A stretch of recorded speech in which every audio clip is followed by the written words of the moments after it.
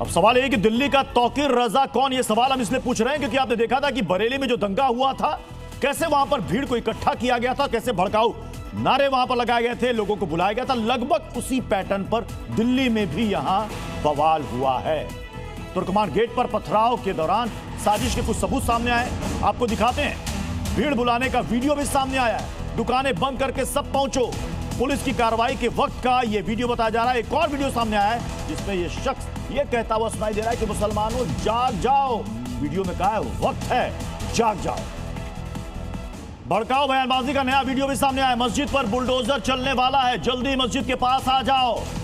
फैज इलाही मस्जिद तुरंत पहुंचो, बुलडोजर आ गए हैं, इनकी मिलिट्री आ गई है। आपको सुनाते हैं वो वीडियो। सीधे आपको ले चलते हैं ग्राउंड जीरो पर, जहां पर हमारे सहयोगी इस वक्त जुड़ चुके हैं। राजूराज हमारे साथ हैं, ब्रजेश हमारे साथ हैं, सुमंत हमारे साथ हैं। राजूराज, अब तो इनके चेहरे सामने आ गए हैं जिन्होंने वहां पर अफवाह फैलाई कि मस्जिद यहां पर टूट रही है, जल्दी आ जाओ।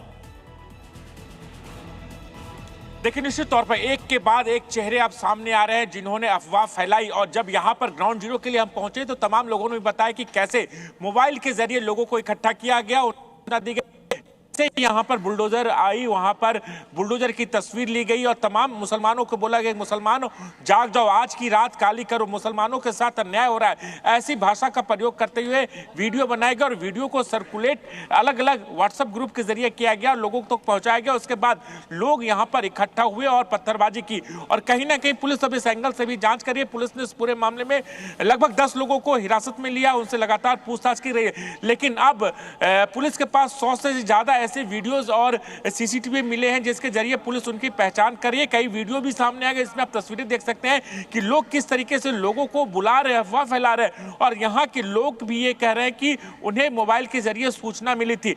ये एक सुनियोजित साजिश की ओर इशारा करता प्रत्युष, क्योंकि यहाँ पर पुलिस गैस छोड़े, लोग मास्क पहन रखे थे, पत्थरबाजी हुई थी और लोग भाग रहे थे। और अभी भी ये स्थिति आप देखिए, यहाँ पर फोर्स तैनात है, आरएफ के जवान तैनात है, दंगा रोधक यहाँ गाड़ियां हैं और पूरे लगभग 1 किलोमीटर के डिस्टेंस में जो भी तुर्कमान गेट की ओर जो रास्ता आता है, तमाम जगहों पर फोर्स तैनात किए गए हैं। दिल्ली पुलिस के यहाँ पर जवानों को तैनात किया गया। ये वो गली है जहां से लोग निकले थे, पत्थरबाजी किए थे। तो कहीं ना कहीं पुलिस इनकी पहचान कर रही है और पुलिस ने अलग अलग धाराओं के तहत केस दर्ज किया गया है। 10 लोगों को डिटेन किया। ठीक है राजूराज, मैं आपके पास लौटूंगा। मैं जल्दी से ब्रजेश का रुख करता हूं। ब्रजेश, आसपास के लोग बता पा रहे हैं, चेहरा पहचान पा रहे हैं कि कौन है ये लोग, पहचानते हैं उनको?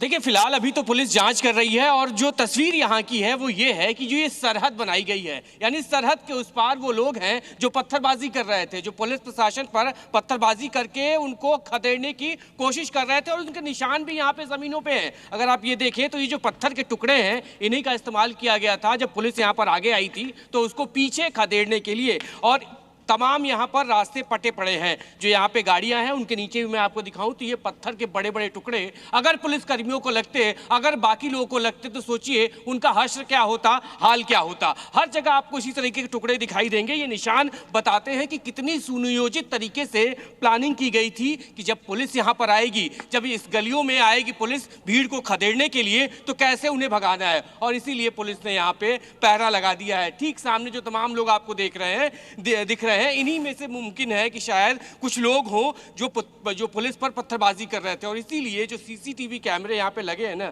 पुलिस उनको भी खंगाल रही है। अगर आप मैं तस्वीरें दिखाऊं तो इस तरह के कई कैमरे आपको इन गलियों में दिखाई दे देंगे और पुलिस अब इनको वेरीफाई कर रही है कि उस भीड़ में चेहरा ढक के, छुप कर, फोन में एक दूसरे को मैसेज सर्कुलेट करके कौन कौन से लोग थे। तो कोशिश हम जरूर करेंगे आगे लोगों से बातचीत करने की। बिल्कुल बिल्कुल ब्रजेश, मैं आपके पास लौटूंगा। सुमंत का भी जल्दी शुरू कर लेते हैं। सुमंत, अब तक कितने लोगों को हिरासत में लिया गया है?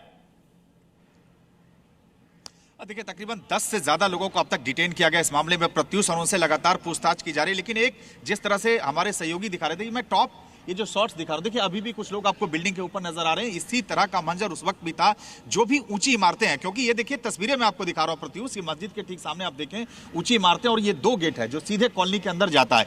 इन्हीं गेट से लोग निकले और टॉप इसी पे खड़े होकर लोगों ने वीडियोज बनाए। और जो वायरल वीडियोज आप देख रहे हैं जिसमें लगातार लोगों को उकसाने की कोशिश की जा रही है, लोगों को भड़काने की कोशिश की जा रही है, तमाम है। और यही वजह है कि सुबह भी जब मलबा हटाने का ऑपरेशन यहां किया जा रहा है, अब देखिए कि सुरक्षा के कितने जबरदस्त बंदोबस्त हैं। जितनी भी गलियां हैं आप देखिए कि बैरिकेड्स वहां लगा दिए गए हैं। रैपिड एक्शन फोर्स के अलावा आप देखिए सीआरपीएफ के जवानों की भी तैनाती, यानी कड़ी सुरक्षा इस वक्त भी है।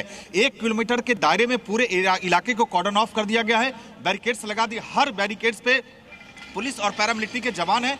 लेकिन जिस तरह के वीडियोज आए और अब तक के इन्वेस्टिगेशन में एक बात साफ है प्रत्युष, ये हिंसा सुनियोजित थी, लोगों को जानबूझकर भड़काया गया। तीसरी बात, ये अचानक नहीं हुआ, इससे पहले जानकारी मिली है कि जब समन दिया गया था तो मस्जिद कमेटी के जिम्मेदार लोगों और पुलिस प्रशासन के बीच इस बात को लेकर बातचीत भी हुई थी कि इस तरह से एक्शन होना है। यही तो सबसे बड़ा सवाल है।